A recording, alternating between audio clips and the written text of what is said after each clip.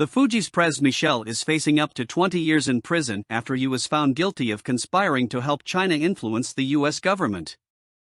Ready or not, here come the Fugees in what could be one of their last performances as a trio for quite some time. During Lauryn Hill's set at the 2023 Roots Picnic in Philadelphia on Saturday, she brought out fellow Fugees members Wyclef Jean and Pras Michel to perform some of the group's classic songs as Michel, 50, awaits sentencing after being found guilty of conspiring to help China influence the US government. Hill, 48, was a headliner at the annual festival, and after she performed a series of songs from her 1998 The Miseducation of Lauryn Hill album, she was joined by Jean, 53, and Michel. Marking the Fugees' first reunion since a 2021 performance at Global Citizen Live in New York City, the Grammy-winning rap group delivered renditions of their hits How Many Mics, Ready or Not, Killing Me Softly and Fugees. The group could have some trouble organizing another reunion in the foreseeable future, as Michel currently faces up to 20 years in prison following his guilty verdict. In late April, he appeared in a Washington, D.C. federal court while guilty verdicts were read out on 10 criminal counts related to an international conspiracy to provide Malaysian businessman Joe Low and the Chinese government with access to the highest levels of the U.S. government, CNN reported.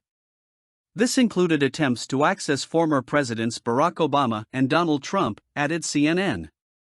Among the criminal counts, Michel was found guilty of witness tampering, conspiracy to defraud the U.S. and acting as an unregistered agent of a foreign government, reported the New York Times. No sentencing date was set at the time, and Michel did not comment to reporters while exiting the court, according to multiple outlets. Speaking on his client's behalf, Michel's attorney David Kenner said that he was confident about seeking a mistrial. "We are extremely disappointed in that result," Kenner told reporters of the verdicts, per NBC News, but are very, very confident in the ultimate outcome of this case. "If we do move to a sentencing hearing, I remain very confident we will certainly appeal this case. This is not over." During the trial, prosecutors alleged that Michel was given more than $100 million by Low, 41, to serve as an unregistered back-channel campaign to influence officials in the Trump administration, primarily with the aim of having them drop an investigation into Low and to arrange the transportation of a political dissident back to China.